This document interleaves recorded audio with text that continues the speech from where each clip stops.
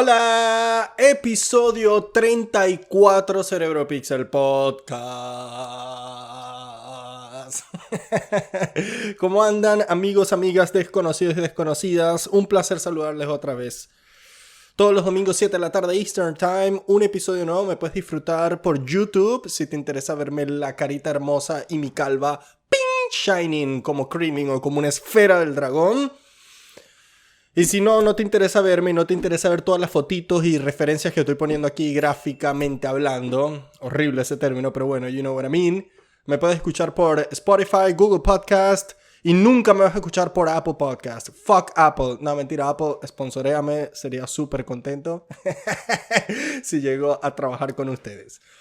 Yo mismo metiéndome un tiro en el dedo gordo del pie ya con los sponsors, cerrándome puertas, empezando. ¿Ah?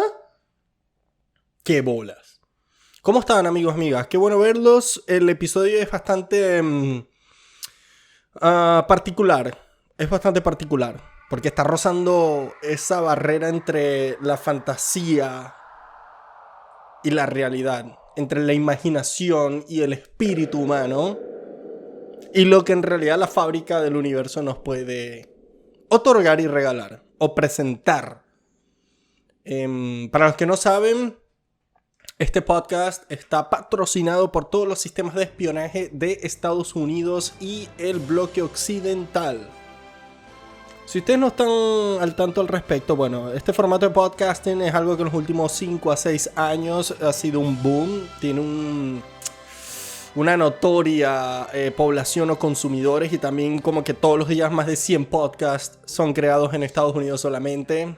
Esa estadística no es real, la acabo de inventar, pero la podemos verificar todos. ¿Por qué? Porque tenemos un portal infinito en el internet. How many podcasts are being created per day? Vamos a ver por día, porque la verdad que este es fascinante. Este nuevo formato de entretenimiento de contenido es un boom, que la verdad que todo el mundo lo puede hacer. De hecho, yo comencé literal con mi teléfono. Muchos de los podcasts que yo consumo comenzaron con teléfonos o peor, solamente audio y se grababan y subían esa mierda y bueno, ahí vamos. Pero bueno, miren, nada más en el 2020 se estrenaron 885.262 podcasts. Eso es demasiado. Eso es ridículo. Vamos a hacer un cálculo rapidito. De 885.000 entre 12, que es los meses, ahí está. Quiere decir que un promedio de 73.750 podcasts al mes fueron estrenados. Es increíble, es estúpido, es demasiada gente creando contenido, demasiada gente consumiendo ese contenido. Así que es uno de los rubros más difíciles, me imagino que de penetrar, ¿sabes? Es como el Gold Rush, esa fiebre de oro que hubo acá en Estados Unidos hace mucho tiempo atrás, donde todo el mundo quería romper y apoderarse de todas las fuentes de oro. Eso es lo que pasó con el podcast hace como 5 o 6 años atrás. No quiere decir que con esto que estoy diciendo te estoy desmotivando a que no saques tu proyecto. Por lo contrario, lo que quiero es lograr exactamente lo opuesto. Hay demasiada gente inclinada o absorbiendo y consumiendo este tipo de contenido. Yo sé que tú lo puedes hacer y es súper económico, se puede decir, entre comillas. Fácil, entre comillas. La verdad que leyéndote un par de guías puedes subir tu contenido y puedes hacerlo. Y a donde voy es que en el 2013-2014, cuando Edward Snowden fue acusado de traición por haber filtrado un montón de documentos, especialmente 1.7 millones de documentos confidenciales del gobierno de Estados Unidos. Él logró revelar una serie de estrategias o programas que estaba diseñando el gobierno estadounidense para poder espiar y seguir la data o la información de todos sus individuos a través de las redes sociales, dispositivos móviles, tecnología en general, etc. Lo más creepy de este programa es que se llamaba PRISM. P-R-I-S-M. P-R-I-S-M. PRISM. Y era como que un programa que chupaba toda tu data online o toda tu huella digital, literal. Y con eso podían hacer un perfil de quién eras tú, podían predecir tu comportamiento, tu pensamiento, tu inclinación de votar, de joder a la nación, de representar de pronto un problema.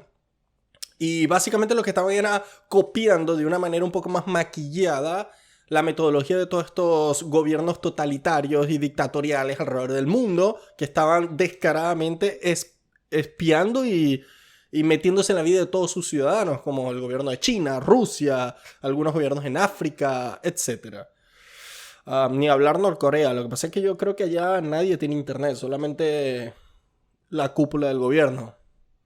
De hecho, he visto unas fotos satelitales donde se ve hacia South Korea y justo al norte donde está Corea del Norte, North Korea, se ve un parche negro. Solamente lucecita en un foco que es en donde está la capital.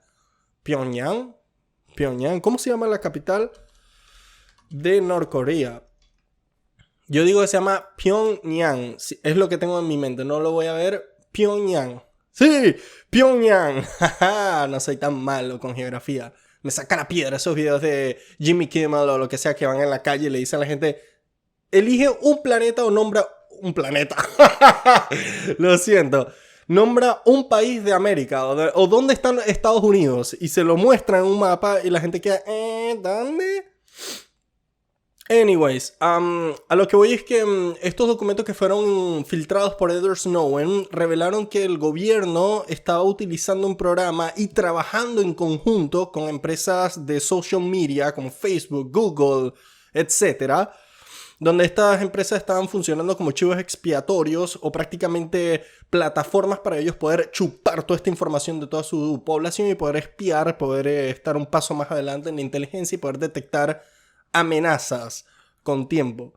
Pero eso no es nada más y nada menos que una excusa para poder acceder a la data y a información sensible y violar tu privacidad para mantener un control un poco más atomizado. A donde voy es que con todo esto de los podcasts, yo me imagino que hay un programa del gobierno de Estados Unidos en este momento en donde está escuchando cada uno de los podcasts que están siendo estrenados, o por lo menos los más importantes, y están tratando de una manera u otra influenciarlos, bien sea para control de población, control de narrativas, media, etc. Yo sé que estoy sonando un poco conspirativo, loco, pero es que últimamente vengo consumiendo mucho contenido de teorías conspiratorias.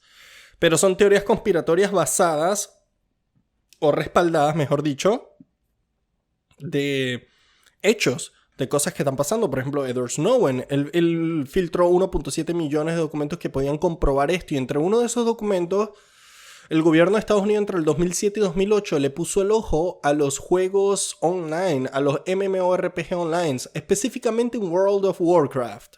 Ustedes se preguntarán: mierda, ¿y qué coño le importa al gobierno un jueguito de orcos y elfos en donde hay un pocotón de nerds jugándolos? Bueno, amigos y amigas, no es solamente nerds. Habían 10 millones de personas en su mejor pico, que fue justo durante esta temporada 2007-2008, que estaban suscritos a este videojuego. World of Warcraft es este juego online creado por la compañía, el gigante tecnológico Blizzard, que descansa en paz, pero eso para otro episodio. Fue este juego de MMORPG online donde estaban jugando casi 10 millones de personas y era una comunidad tan sólida y tan popular que no solamente se enfrascó en el entorno de videojuegos online, sino que se derramó también en la cultura pop y tuvo mucha influencia en todo: música, videojuegos, arte, qué sé yo. En todos lados estaba World of Warcraft. Y el gobierno le puso el ojo a este juego y dijo: por aquí pudiéramos chupar información o influenciar a la gente, o parar inclusive misinformation, o sea, falsa información, etc. Así que para cerrar mi narrativa, lo que quiero es confesar lo siguiente: yo soy un agente del gobierno. Este podcast solamente ha servido para inocular ideas y para poderlos espiar a todos ustedes, a mis poquititos oyentes. Pasa que todos mis seguidores son como el lema de los Marines: the few, the proud, los pocos, los orgullosos. Nah, mentira. ¿Qué coño voy a ser yo agente del gobierno? Lo único que voy a poderles dar es data de gente extremadamente curiosa. Es todo. La gente más inteligente del mundo. Pero bueno, está bueno. Yo soy una perla en el Caribe. Nadie sabe de los secretos de la isla de Augusto. Por ahora. De pronto un día explota esta mierda y estoy yo en el medio de la isla con un montón de gente. ¡Ay, coño en la madre! Me encantaba cuando estaba solo en mi chinchorro, mi matica de coco. LOL. Bien, ¿cómo andan? ¿Todo bien? Vamos a arrancar rapidito. Tengo un par de titulares super cool todos. El número... Es que super cool todos. Bueno, tú puedes tener una percepción de qué tan cool o qué tan no cool el titular puede ser. De hecho, tengo un par de titulares no cool. Así que eso fue simplemente mi culo hablando solo. Culo, quédate quieto. Voy a arrancar bien. Elon Musk, como les dije ya recientemente, ya le estaba como que en la recta final para comprar Twitter. Él acaba de postear un tweet, acaba de postear un comentario en donde supuestamente acaba de detener o colocar en pausa la transacción debido a que todavía está esperando una data que confirme que menos del 5% de todos los usuarios en Twitter son cuentas falsas o spams. Sucede que me puse a leer y sucede que Elon Musk, una de las condiciones por la cual él quería comprar Twitter era prácticamente declararle la guerra a todas las cuentas falsas o spammers que están en la plataforma, debido a que él quiere mantener lo más puro y lo más real posible dicha herramienta social. Todas estas cuentas las utilizan diferentes organizaciones para poder esparcir información falsa, distorsionar data, interacción, influenciar en la manera en que la gente percibe las cosas, etc. Así que por ahora la compra de creo que fueron 44 billones de dólares está en stand-by hasta que Elon Musk reciba la información y el ok de parte de todo el equipo de Twitter para seguir adelante con ese plan. Porque aún no entiendo, pero Twitter aparentemente no estaba muy de acuerdo con ese plan de Elon Musk. Shit. En otro orden de ideas, siguiendo un poco el marco de la invasión rusa sobre Ucrania, cada vez más se empiezan a filtrar más información y más rumores sobre el estado de salud de Putin. Ya hace mucho tiempo a Putin le andan diciendo que se está muriendo. Que tiene cáncer, que tiene Parkinson, que esto, que lo otro. Sé que lo operaron en octubre, me parece, del 2021 en la espalda. Supuestamente él se está cayendo a pedazos, pero recientemente se filtró una conversación telefónica donde un militar de alto mando del Kremlin comentó que Putin sufría de una enfermedad grave de la sangre, leucemia, y que eso es lo que lo ha mantenido un poco alejado de la cámara. Y cuando aparece, se ve cojeando, se le ve la cara inflada, etc. Pasa que qué rumores no gravitan alrededor de una persona de ese calibre o de esa imagen. Yo creo que cualquier oligarca, cualquier rey, cualquier emperador siempre tuvo cantidad infinita de rumores girando alrededor de él, porque eso de una manera u otra afecta su poder, su dominio y le abre hueco, espacio para otras personas que están compitiendo. En fin, si esto es verdad, porque ya como que el gobierno de Estados Unidos ha lanzado un par de pistas al respecto. Si esto es verdad, me pone a pensar que de pronto toda esta movida que hizo Putin en la invasión de Ucrania responde simplemente a un último manotón, un último intento de él de poder ver su sueño hecho realidad, o por lo menos dejar en marcha esta maquinaria, esta ideología y estos eventos que eventualmente, ¿se puede decir? Bueno, cosas que eventualmente lleven al objetivo final de él y su sueño de ver a una rusa, él está viendo demasiada rusa. Ver una Rusia potente, unificada y gigante como lo fue la Unión Soviética hace décadas atrás. Maldito egoísta. Ojalá te recuperes, Putin, porque tú tienes que enfrentar todos los errores que cometiste acá, en carne y hueso. Coño de tu madre. En fin, hay otra noticia que me parece súper interesante. El 12 de mayo... hay una comunidad científica de astrónomos, físicos, etc., que se unieron en el planeta y formaron lo que se conoce como el telescopio del Evento Horizonte. El telescopio del Evento Horizonte consiste nada más y nada menos que múltiples telescopios localizados en todo el planeta que al unirlos todos forman un megatelescopio del tamaño del planeta. O sea, es uno de los trabajos de colaboración más importantes y grandes, o que tienen una de las mayores escalas de este planeta. Es increíble cómo ver científicos en múltiples backgrounds de múltiples naciones, cada quien con su telescopio, se ponen de acuerdo para todos lograr un mismo objetivo. Ya hace más de 10 o 12 años, este grupo ha estado trabajando arduamente para poder tomar la primera foto de un agujero negro. Para los que no saben, un agujero negro es simplemente un objeto infinitamente denso en el tiempo y en el espacio, que es tan pero tan denso que ni siquiera la luz puede escapar de él. Por eso se llama agujero negro, porque se ve literal como una circunferencia totalmente negra en el tiempo y en el espacio. Lo que sucede es que estos objetos por mucho tiempo fueron un mito, o no pudieron ser comprobados tras visualizaciones o simplemente estudios directos. Simplemente tenían sentido en papel, y eso me parece fascinante de la ciencia, que usualmente si tú conoces las reglas del juego, tú puedes predecir y deducir objetos, comportamientos y cosas. Una de estas cosas eran los agujeros negros, pero siempre se quedaron sobre el papel, como que mira, en teoría eso podría existir, pero hasta ahora no hemos visto nada, ni los hemos escuchado, ni los hemos sentido, así que por ahora es como un mito. Y este equipo se propuso, mira, vamos a apuntar a ciertos espacios, a ciertas galaxias en donde nosotros predecimos que hay estos objetos misteriosos para tomarle una foto. En el 2019 este equipo logró tomarle la foto al agujero supermasivo que está en el centro de la galaxia M87. Aquí les voy a poner una foto, van a ver lo impresionante que fue la foto. Y digo que fue impresionante es porque literal, algo que hasta Albert Einstein había hecho una hipótesis acerca de la existencia de estos objetos, por primera vez en toda la historia le tomaron literal una foto. Pudieron demostrar, mira, existen. Eso que tanto imaginamos y calculamos, existe. Y la noticia que traigo es que el 12 de mayo revelaron una segunda foto. Este equipo fue capaz de tomarle una foto al agujero negro que se encuentra en el centro de nuestra propia galaxia, de la Vía Láctea. Este agujero negro se le conoce como Sagitario A estrella, o en inglés Sagittarius A star. Este agujero negro reside en el centro de nuestra Vía Láctea y es el que rige todo el movimiento y toda la vida de todas las estrellas, planetas y materia que orbita alrededor de él en esta Vía Láctea, que nuestra Vía Láctea mide casi 200.000 años luz de largo, es gigante.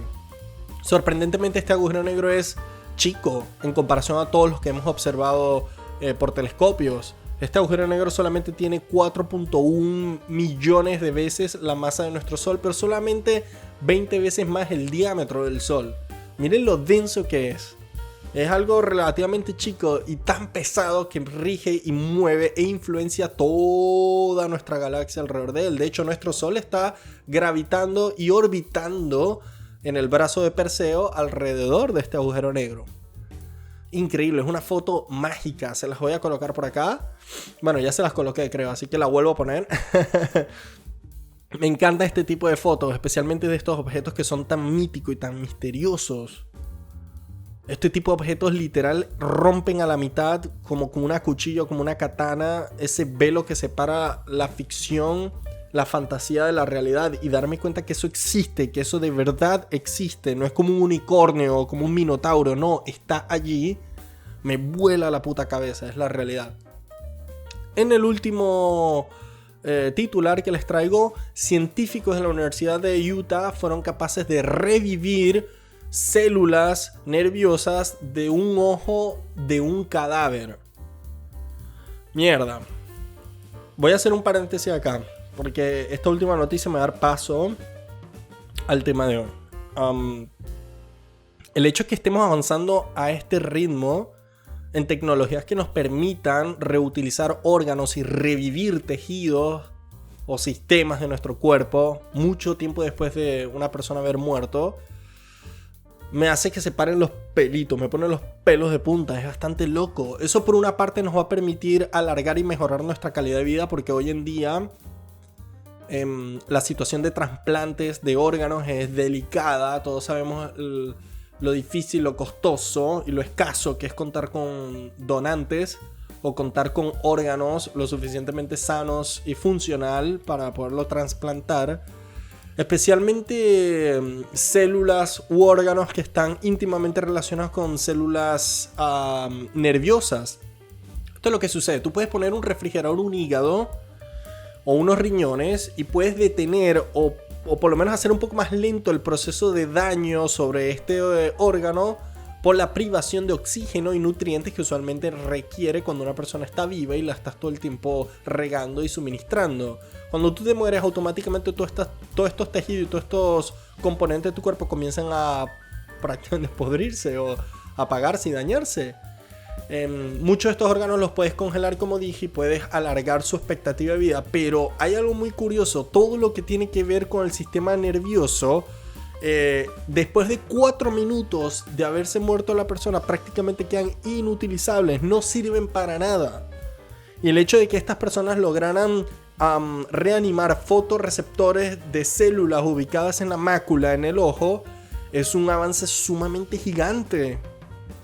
Estamos prácticamente desvelando poquito a poco esa fantasía de que tú puedes revivir a los muertos. Yo sé que es muy exagerado, pero ¿se entiende lo que digo? Nos estamos acercando cada vez más a descubrir o a dominar la muerte.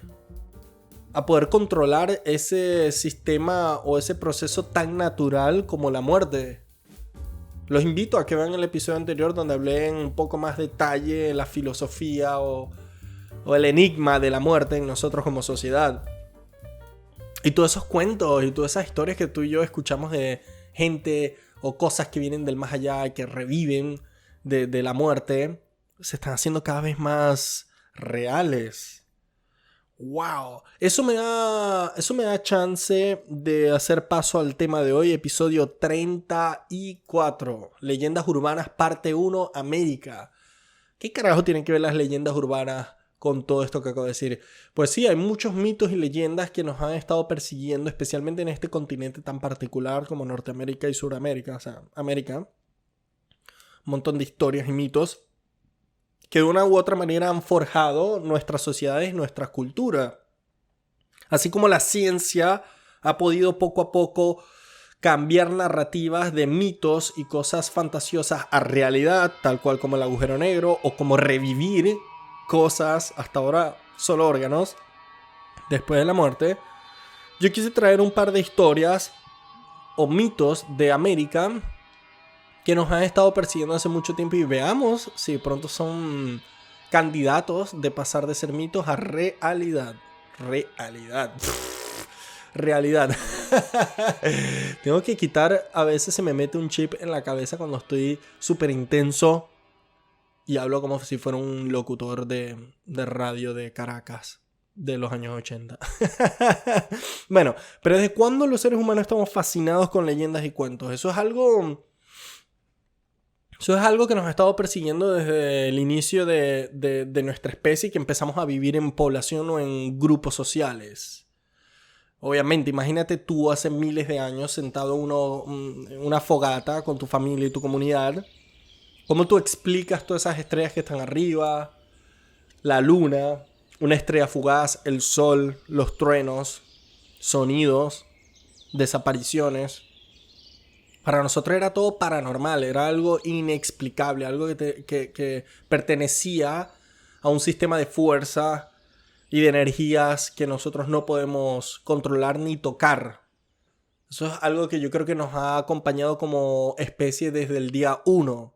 Pero hay algo muy importante, tenemos que saber diferenciar qué es un mito de una leyenda. No es la misma cosa, mira. Un mito, por definición, es un género de folclore que trata de explicar el origen del mundo natural o social, objetos o costumbres a través de fábulas o cuentos. Por ejemplo, un mito es un cuento que trata de explicar, por ejemplo, por qué el elefante tiene la nariz como la tiene, la trompa tan larga. De hecho, hay un cuento súper curioso, creo que es de África. Sí, tiene que ser de África o de Asia. Bueno, que trata de explicar esto, y el mito cuenta que hace muchísimo tiempo atrás un elefante fue a tomar agua del río y cuando estaba tomando agua un cocodrilo le muerde la nariz y comenzaron a jalar y esto hace que el elefante se le alargue la trompa y esa es la explicación detrás de su trompa. ¿Se entiende? Un mito es simplemente un cuento que trata de darle razón o sentido a todo lo que nos rodea. Una leyenda, por otra parte, pertenece a otro género del folclore que consiste en narrativas con participaciones humanas, percibidas tanto como el que lo cuenta como el oyente, como que sucedieron en algún momento de la historia, y usualmente estas historias dejan algún tipo de enseñanza o lección. como la leyenda de David y Goliat, la leyenda de Homero, la leyenda de Zeus.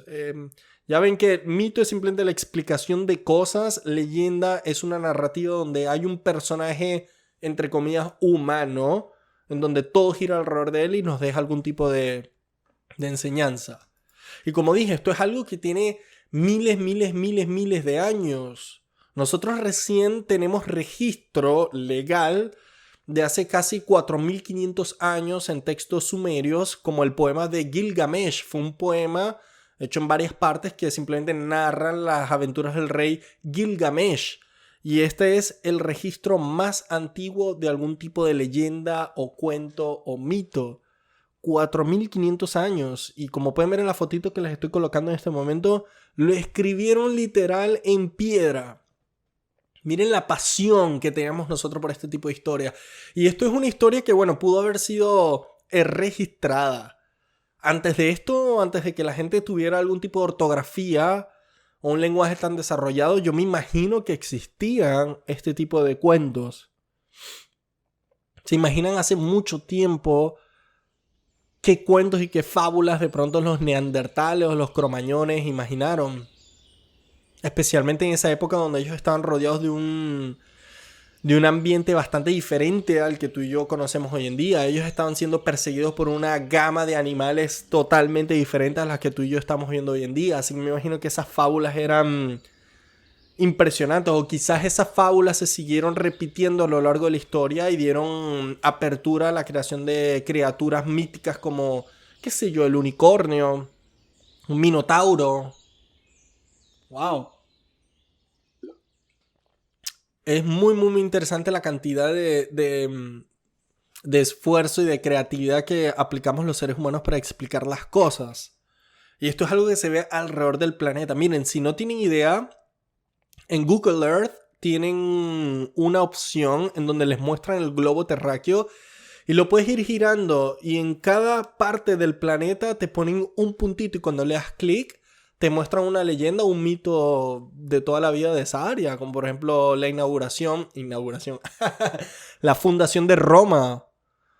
La fundación de Roma es súper interesante, fue por dos hermanos gemelos, me parece, que fueron abandonados en una canasta y se los llevó el río Tíber. Sí, mira, Romulus y Remus. Ellos fueron abandonados en una canasta y se los llevó el río y más abajo en el río los rescató un lobo y prácticamente fueron criados por un lobo y a través de esto ellos fundaron Roma. Los invito a que le den vueltica a ese mapa interactivo y se vuelvan locos con la cantidad de mitos y leyendas alrededor del mundo. Pero yo voy a hablar un poquito de las leyendas y mitos que arropan este continente, América. Porque yo creo que hay tanta narrativa, hay tanta imaginación que la verdad que no me va a alcanzar un episodio para cubrir las diferentes áreas. Por ejemplo, Asia está llena de muchísimos mitos y leyendas. Ni hablar de África y Europa en general. América es como la sociedad un poco más nueva, digamos, en el juego. Y aún así tenemos un catálogo súper interesante. Yo recuerdo cuando era chico, todos estos cuentos y todos estos mitos, usualmente los utilizaban los padres o los adultos para de alguna u otra manera controlar al niño, al infante, para que se acueste a dormir, para que no ande solo, para que no haga travesuras, para que no se aventure en sitios donde de pronto pueda correr algún tipo de peligro y tiene sentido. Pero entre todo, muchas de estas leyendas que nos contaban o que veíamos en la televisión, nos echaban estos cuentos en el colegio, tenían también algún tipo de enseñanza o moraleja. Yo creo que la que más me dio miedo cuando yo era chiquito, definitivamente me causó mucha fascinación, como mucha gente latina, el chupacabras. El chupacabras era legendario, era algo que bastante miedo daba. La Llorona, por ejemplo. O sea, hay un montón de personajes que cuando era chico recuerdo que me daban mucho miedo. Era como, uy. Es muy raro, era un género que de verdad no era mi favorito. Yo prefería esos cuentos y esas fábulas un poco más animadas, como Santa Claus, los Reyes Magos, el Niño Jesús, ¿me entiendes? Pero bueno, Les voy a traer acá un par de leyendas urbanas de acá de América, tanto Norteamérica como Sudamérica. Voy a comenzar número 1. Vamos a empezar con, por supuesto, nada más y nada menos que el chupacabras. El chupacabras, créanlo o no, es relativamente nuevo. Y tiene su origen en el año 1995 en Puerto Rico, cuando 8 ovejas domésticas fueron encontradas muertas. Cada una con 3 heridas punzantes en el área del pecho o cuello, por la que aparentemente le habían succionado toda la sangre del cuerpo. De hecho, hubo una persona, una chica en Puerto Rico, que alega haber visto a esta criatura a través de la ventana una noche. Y al día siguiente se levantó y se consiguió parte de su ganado, que había sido asesinado y tenía 2 huecos en el cuello, y aparentemente le habían chupado toda la sangre. Lo más curioso es que muchos de este ganado, estos animales que fueron encontrados muertos, no presentaban ningún otro tipo de daño o herida que pudiera justificar su deceso. Entonces hay como 2 descripciones del chupacabra. El chupacabra comienza poco a poco a ganar notoriedad en la cultura urbana hispana, sudamericana, y hay como 2 versiones de su descripción.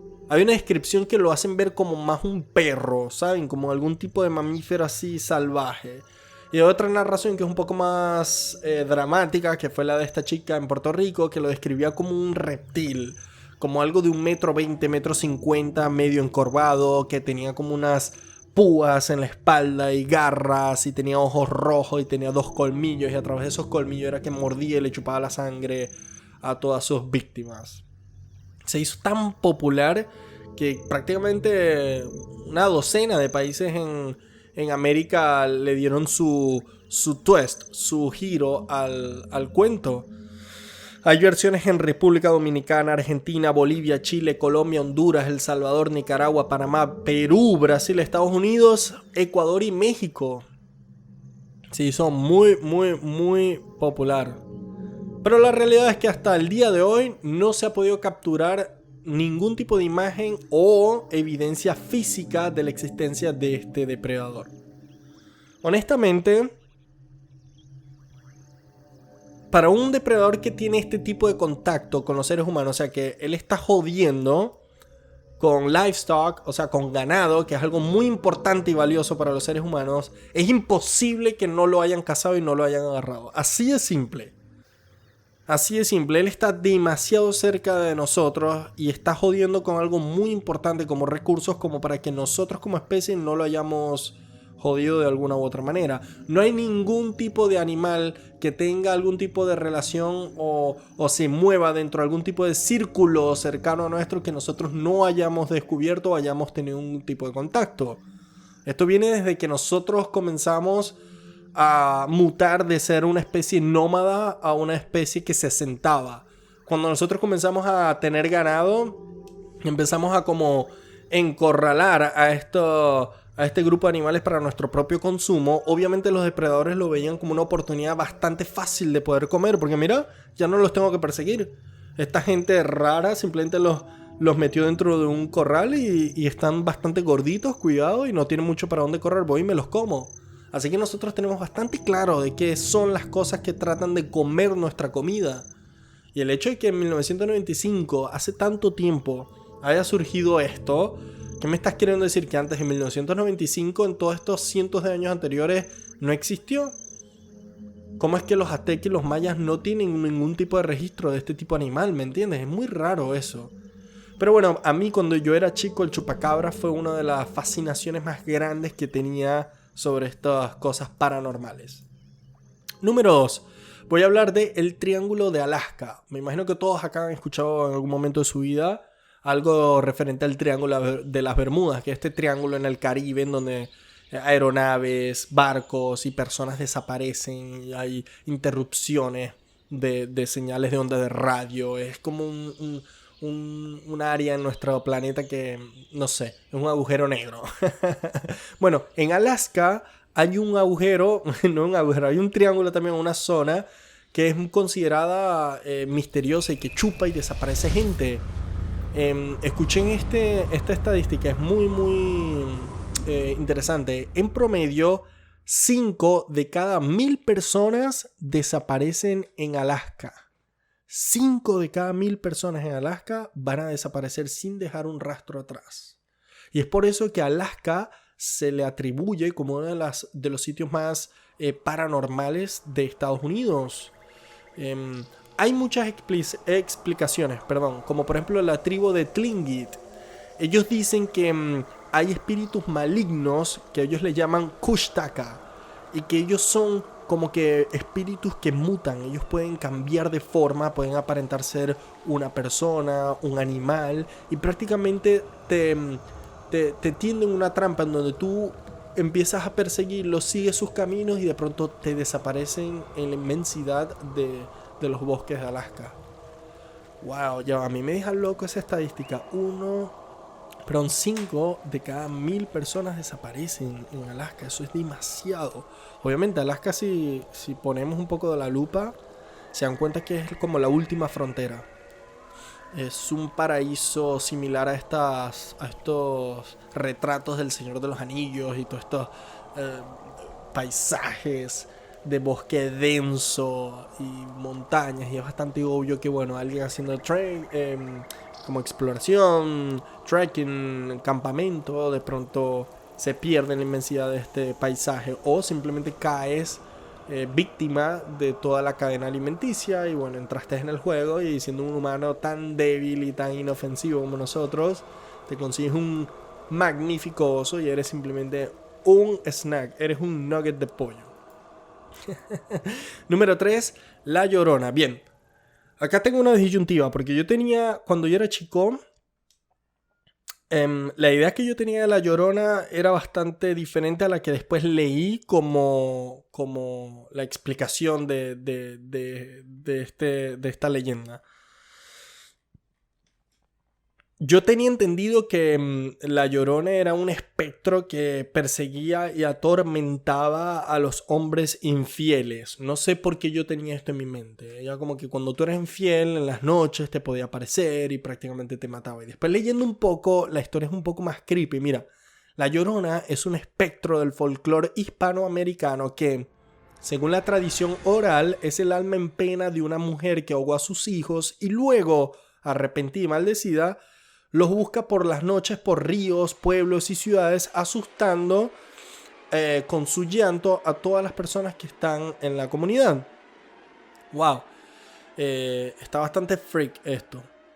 Y es una leyenda que no solamente se ve en Hispanoamericana, sino en Latinoamérica, sino que también ha invadido a Estados Unidos, poblaciones como Arizona, Texas y Nuevo México.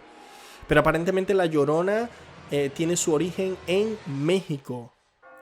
Mierda. Y lo más cool es que como que la leyenda de La Llorona no es algo que fue originado después de la colonización mexicana. Aparentemente hay un montón de relatos y escritos que la mencionan tanto tiempo atrás como por ejemplo las culturas guaraní, aymara, quechua, que son simplemente culturas precolombinas en Centroamérica y Sudamérica en general. Todos tienen alguna versión, pero es básicamente lo mismo. Una mujer, primero es la figura de una mujer con un velo como de novia, que siempre está llorando en búsqueda de sus hijos, que de alguna u otra manera los ahogó. Creo que ese es el terror clásico, que estés caminando en un pueblo, que estés caminando en la ciudad sin la noche y estás pasando por una fuente. Imagínate en pleno downtown Miami caminando cerca de una fuente. Y escuchas a una chica llorando y empiezas a caminar y te le quieres acercar para hablar con ella y preguntarle qué le pasa y cuando se da la vuelta es un espectro. Holy fuck. Mierda. El otro mito urbano es el Silbón. Este es mi favorito y este viene de Venezuela y Colombia. No sabía. O sea, tiene su origen en Venezuela, pero también fue popular en Colombia. Para los que no saben, el Silbón es un espectro del folclore de Venezuela cuya leyenda es originaria de la región de Guanarito, estado portuguesa. También se le conoce en Colombia como el Silbador. Wow, hay varias historias, varias versiones de cuál es el origen del Silbón. Y yo cuando era chico recuerdo un montón de historias. Recuerdo el silbido peculiar del Silbón. Pero después que me puse a leer para este episodio al respecto, no sé por qué yo nunca escuché esta versión que me parece que está bastante cool. No cool, pero bueno, un poco más completa. Para mí era simplemente un tipo en los llanos que silbaba. Mientras más bajito escuchabas el silbido era que estaba mucho más cerca, y mientras más duro escuchabas el silbido era que estaba muy lejos. Pero bueno, según la historia, el silbón era un chico, un niño, un adolescente, mejor dicho, de los llanos venezolanos, que era muy mal criado. Aparentemente le exigió a su padre que cazara un venado para la cena. El papá no pudo cazar el venado y bueno, este adolescente descargó su rabia sobre el papá matándolo. Lo que sucede es que su abuelo vuelve y ve la escena y maldice a este chico. Y entre esta maldición lo obliga a recorrer por el resto de la eternidad los llanos venezolanos con un saco en su espalda. Y este saco contiene los huesos de su papá que él asesinó. El silbido del silbón, valga la redundancia, es bastante peculiar y toca las notas musicales do, re, mi, fa, sol, la, si en ese mismo orden y va subiendo de tono hasta llegar a fa y luego va bajando hasta la nota si. En todo este momento que les estoy diciendo esto, de fondo va a estar sonando el silbón. Súper interesante ese silbón, era mi favorito de hecho, él y el chupacabra. Porque el silbón era como que este personaje bastante venezolano. Yo me podía relacionar con él. Yo sentía que en cualquier momento podía aparecer en mi casa. Y era bien creepy como lo describían, con su sombrero llanero y el silbido peculiar. Fuck. Hay otro mito súper interesante en Estados Unidos, en el Riverdale Road. Ese es en Colorado. El Riverdale Road es un camino que acá en Estados Unidos dicen que es maldito. De hecho, le pueden atribuir más de 8 mitos y leyendas solamente a este mito. Pero hay uno en particular que es el más popular. El más popular es el caminante maldito. Según la leyenda, una persona que estaba manejando en este camino atropelló a una persona que estaba haciendo ejercicio y lo dejó a su suerte. Desde entonces, el espíritu de esta persona sigue trotando en esta vía y dicen personas que han manejado por esa carretera que en medio de la madrugada ven a una persona entrenando, corriendo. Hay otras personas que dicen que se han tenido que por X o Y ahorillar y parar el auto y estando dentro del auto escucha que alguien está pateando desde afuera su vehículo. O que escuchan pasos de alguien corriendo que está entrenando. Otras personas sienten que le tocan el vidrio y voltean y no hay nadie. Eso yo creo que debe ser una de las cosas más terroríficas del mundo. No digo el mito en general, sino de dónde surge. El tener que manejar en una carretera en plena madrugada y por mala suerte atropellar a alguien. Esa debe ser una de las situaciones más incómodas y horribles del planeta. Yo afortunadamente no he atropellado nunca a nada. Una sola vez tuve un evento bastante incómodo que yo estaba manejando en un pueblito, una ciudad, en Cabimas, en pueblito. Y recuerdo que era muy tarde en la noche y iba manejando por una calle, había como una manada de perros que estaban entre ellos como que peleando, haciendo su mierda, y cuando yo justo estaba pasando por al lado, uno de los perros decidió correr hacia donde yo estaba y él se pegó contra mi auto, pero pegó el lateral, nunca lo pisé. Yo lo vi todo por el retrovisor, como él pum, pegó y rebotó y siguió corriendo con los otros perros. Y yo me sentí muy mal y dije, uy, ¿qué pasa si de verdad se fue ciego?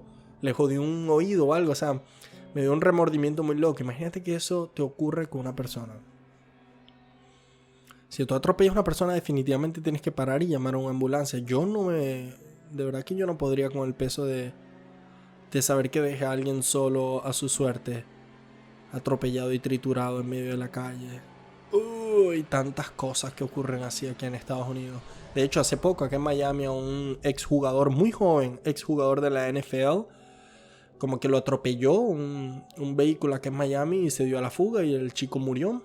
En ningún momento nadie llamó a la ambulancia ni nada y quedó en medio de la calle herido y murió. El cadejo. Ok. Voy a traer el cadejo porque el cadejo lo leí y me di cuenta que era uno de los mitos más populares de Centroamérica y yo nunca lo escuché cuando estaba chico. El cadejo, en Centroamérica se asusta a los niños con el cadejo, un perro endemoniado que avisa de su presencia con el ruido de unas cadenas invisibles que se arrastran. Es muy raro porque el cadejo tiene dos manifestaciones. Tienes el cadejo blanco y el cadejo negro. Supuestamente el cadejo blanco simplemente es símbolo de buenas noticias, de buenos augurios, y que supuestamente se le atribuye la responsabilidad de guiar a los borrachitos sanos y a salvos a su casa. Mientras que el cadejo negro es totalmente lo opuesto. Cuando ves un perro negro, este es el cuento, se los voy a contar para que se asusten. Supuestamente en la noche, cuando empiezas a escuchar de la nada como unas cadenas arrastrándose en la carretera, quiere decir que por ahí viene el cadejo. Si lo ves y es un cadejo negro con los ojos rojos, quiere decir que la muerte o algo malo está a punto de ocurrir. Mientras que si es un cadejo blanco, quiere decir todo lo contrario. Hay algo bueno que está por venir y te puedes tomar tu cervecita tranquilamente. Qué creativo, y esto está en Centroamérica. Ahora me imagino que esto le contaban a los niños. Esta historia era para que no se fueran solos en la noche a joder y a jugar en las calles, porque les decían que en cualquier momento les iba a salir ese perro endemoniado negro y se los iba a llevar. Yo cuando era chico le tenía pánico a los perros, pero era ridículo y era injustificado todo. Yo recuerdo una vez que nos estábamos, no mudando, no recuerdo si mudando, pero teníamos que irnos de una casa a otra dentro de una comunidad cerrada. Era bastante grande, pero una comunidad cerrada. Y la persona que nos estaba dando la cola tenía un perro. Yo le tenía tanto miedo al perro que nos tuvimos que montar todos en el auto. Dejaron al perro que persiguiera el auto mientras iban todos llamándolo. Ven, ven, ven. Iba el auto poco a poco hasta que llegamos al destino. Porque a mí me daba pánico. Y ahora, hoy en día, estoy así de cerca de quitarle el título a César Millán. Me encantan los animales, me encantan. No le tengo nada de miedo a los perros. Inclusive los perros que de verdad se ven peligrosos, genuinamente no les tengo miedo. Creo que sé cómo manejarlos, o hasta ahora no me ha salido mal. Les tengo una historia bastante particular porque esta fue una que resultó ser real. Y eso es lo que la hace súper creepy. Esta fue la historia de Cropsey en Staten Island, New York. La historia de Cropsey cuenta que hay una persona que se escapó de un psiquiátrico, un manicomio en Staten Island, New York, y que él se dedicaba a secuestrar a niños y tenía un garfio en lugar de una mano. Supuestamente él secuestra a niños en las noches que se aventuran solos en el bosque o en la calle. Los secuestra y los mete por un sistema de túneles subterráneos y los lleva de nuevo al psiquiátrico, en donde se los come, donde los tortura y los mata. No solamente niños, también a gente joven, adolescentes y algunos adultos. Lo más impresionante de esta historia, es la que utilizo para cerrar el episodio de hoy, es que resulta ser que consiguieron al verdadero Cropsey. De verdad existió. Fue una persona que se llamaba Andre Rand y fue una persona que aproximadamente en los años 1987 comenzó a desaparecer niños en su localidad. Él era un conserje en 1972 que estuvo trabajando en un instituto en Estados Unidos que se dedicaba al cuidado de niños con problemas mentales, huérfanos. Pero esta institución fue bastante controversial porque luego de las décadas de haber sido cerrada, se descubrieron que dentro de esta institución se hicieron múltiples experimentos sobre niños que la verdad hoy en día se consideran inhumanos, como que las condiciones también donde estos niños estaban hacinados era terrible, mala alimentación, tenían muchos niños agrupados en un mismo sitio, era una locura. En fin, el tipo, después de haber trabajado en eso, sale y empieza a buscar otro trabajo, y entre 1972 y 1981, aproximadamente casi 10 años, una década, se le atribuye la desaparición de un montón, de una docena de niños. Y literal, o sea, se hizo realidad este mito, porque el tipo literal los secuestraba y los llevaba a este ex instituto que les acabo de escribir, que fue cerrado y que quedó abandonado. Y muchos de estos cuerpos los consiguieron alrededor del instituto o en los bosques cercanos. Esta fue una de las pocas veces que algún mito o leyenda se hizo realidad, y desafortunadamente en la forma de un conserje loco. Uy, que eso es lo que vengo diciendo. Qué lindo como la ciencia pudo desvelar y demostrar que los agujeros negros existen, que podemos preservar y reanimar estructuras biológicas en nosotros como órganos que nos pueden beneficiar. Pero es bastante creepy cuando historias de mierda como asesinatos, desapariciones existen. Imagínense que en unas décadas más adelante, que yo sé que no va a pasar, pero imagínense que por X y Y descubramos que Pie Grande existe, los Sasquatch, o el monstruo del lago Ness. ¿Se entiende? De todos estos mitos que acabo de decir, yo espero que el único que sea verdad sea el chupacabra. ¿Te imaginas que lo descubramos y yo lo pueda domar y yo tenga de mascota un chupacabra? Ese animalito todo raro con púas y ojos rojos de fuego. Y simplemente se te acuesta contigo en la noche y te hace como los gatitos. Qué loco. Bueno, eso fue todo el episodio de hoy. Espero que les haya gustado. Los espero el próximo domingo 7 de la tarde Eastern Time. Un episodio nuevo por YouTube, Spotify y Google Podcast. No te olvides de seguirme en las redes sociales @cerebropixel. Suscribe, comenta, comparte. Haz todo. Tú sabes cuál es el juego. Te veo la próxima semana. Besito a ti. Besito a mí. Chau, chau.